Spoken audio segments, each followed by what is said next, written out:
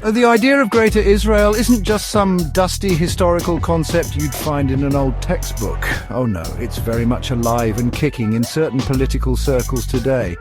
Think of it as that one relative who keeps bringing up their glory days at every family gathering, except these glory days involve a whole lot more land.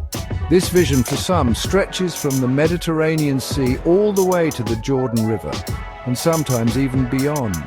Now imagine trying to fit another entire people, the Palestinians, onto that same map when the vision already has every square inch booked. It's like trying to double book a very, very contested Airbnb, where one party has already changed the locks and insists the original listing was a typo. This sets the stage for a rather awkward and frankly dangerous geopolitical situation that unfolds daily. Consider, if you will, a little show and tell at the United Nations. In September 2023, Israeli Prime Minister Benjamin Netanyahu unveiled a map. He called it the New Middle East. Catchy title, right? Except someone was conspicuously absent from this New Middle East. Yep, Palestine. Vanished. Poof! Like a magician's assistant, but with far more serious implications for millions of actual human beings. Presenting such a map isn't just a cartographical oversight, it's a massive political statement. It boldly suggests that in this grand new vision for the region, Palestinians and their aspirations for a state simply don't feature.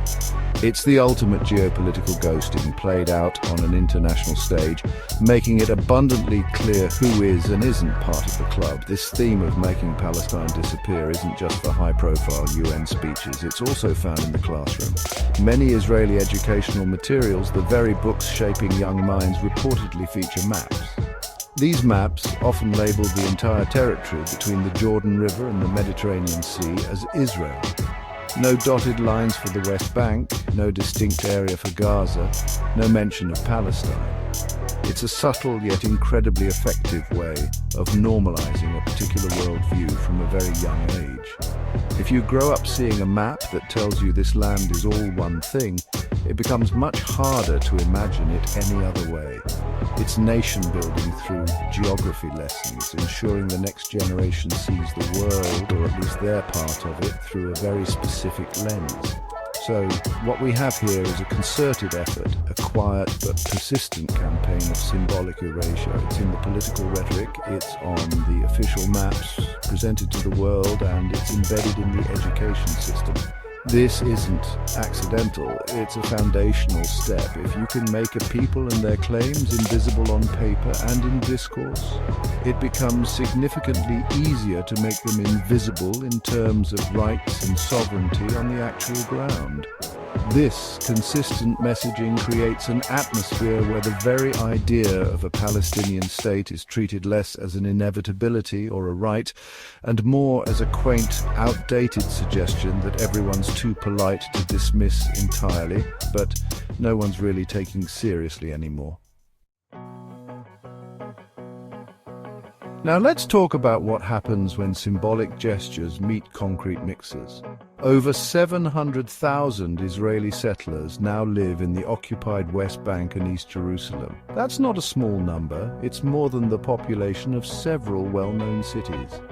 This isn't just a few families moving into new neighborhoods, it's a massive demographic shift in territories widely considered occupied under international law. Think about that. It's like a neighbor slowly moving their fence, then their garden gnomes, then their entire patio onto your lawn, all while insisting it was always their property. This continuous expansion creates facts on the ground that are incredibly difficult to undo, making any future Palestinian state look less like a contiguous territory and more like a slice of Swiss cheese, and not the good kind.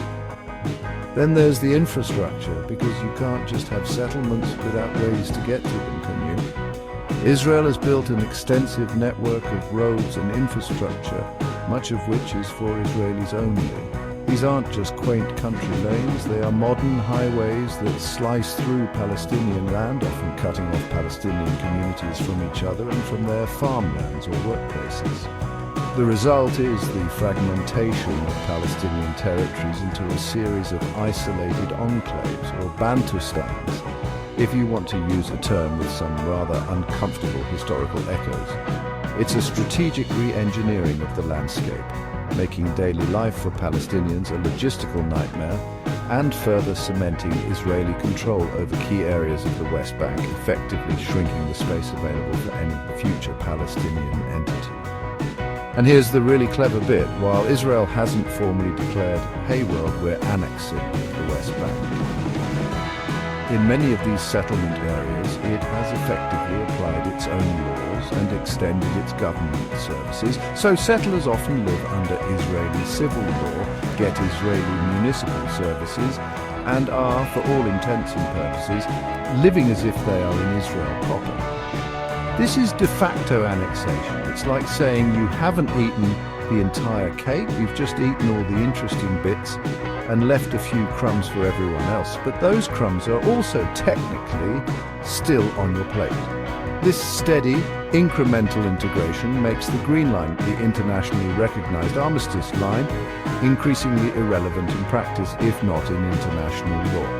The impact of these territorial practices extends beyond just land and laws. It has profound human consequences, especially when tensions flare. Following the horrific events of October 7th, 2023, the situation became even more dire. There was a significant increase in Palestinian deaths reported in the occupied West Bank, alongside the overwhelming destruction of housing and infrastructure within the Gaza Strip due to Israeli military campaigns. This isn't just about a distant political dispute, it's about the very real, very devastating impact these policies have on Palestinian lives, livelihoods, and the physical environment they inhabit. The landscape of control is also, tragically, a landscape of conflict and loss, making a peaceful resolution feel ever more distant. Let's dive into the legal toolkit for a moment. In 2018, Israel passed the nation-state law. Sounds important, doesn't it? And it is. This law constitutionally defines Israel as the nation-state of the Jewish people. Now, on its face, that might seem straightforward for a country conceived as a Jewish homeland. However, the devil, as always, is in the details, or rather what's missing from them. The law notably omits any mention of equality for all its citizens, particularly its significant Arab minority, and makes no reference to Palestinian self-determination. It's like writing a company's mission statement that only talks about the CEO's vision and forgets to mention the employees or the customers. It legally prioritizes one group, sending a very clear message about whose national aspirations are paramount. This legal framework is amplified by some rather loud political voices. Members of far-right political parties, who are not just on the fringes but are key players in Israel's current governing coalition, openly advocate for the annexation of the entire West Bank. We're not talking hushed whispers in back rooms. This is out in the open, rally-the-crowd stuff. They see the West Bank, or Judea and Samaria as they prefer, as an integral part of Israel, biblically ordained and politically necessary. This kind of rhetoric, coming from people in positions of power, isn't just talk. It shapes policy, emboldens settlers, and further diminishes any hope for a viable, independent Palestinian state. It's basically saying the quiet part out loud and daring anyone to do anything about it. Meanwhile, on the international front, we had the Abraham Accords. These were a series of agreements that led to the normalization of relations between Israel and several Arab states, the UAE, Bahrain, Morocco, and Sudan. This was heralded as a major breakthrough, a new dawn for Middle East peace, and in some ways it was a significant diplomatic shift. However, there was a rather large elephant in the room, or perhaps pointedly not in the room, the Palestinians. These deals were largely struck without any explicit demands for progress on Palestinian statehood. It was peace, yes, but a peace that seemed to meticulously sidestep the longest-running conflict in the region, hoping everyone would just look at the shiny new trade deals instead. The United States, under the Biden administration, largely embraced this approach. They endorsed the Abraham Accords and actively worked to expand them with a particular focus on getting Saudi Arabia on board. The thinking was, if you get the big players in the Arab world to normalize with Israel, the Palestinian issue will somehow resolve itself, or at least become less of a stumbling block. It was a strategy of regional integration that prioritized economic and security cooperation, effectively hoping to create a Middle East where the Palestinian question was no longer central. It was a bit like trying to fix a leaky roof by redecorating the living room. It might look nicer for a while, but the underlying problem is still very much there, and a storm was indeed brewing. So, how has the world, particularly the big international players, reacted to all of this? Well, it's complicated in the way that saying it's complicated is often a euphemism for we're not really doing much. Western governments, especially the United States, have generally continued to provide significant diplomatic and military support to Israel. This support became even more pronounced following the Hamas attack on October 7, 2023, with President Biden visiting Israel and pledging unwavering US support. Since that date, US military aid to Israel has reportedly surged to around $17.9 billion, on top of the usual $3.8 billion annual package. That's a lot of support, sending a pretty clear signal about allegiances, even when things get messy. This leads to a rather fascinating, if frustrating, dichotomy.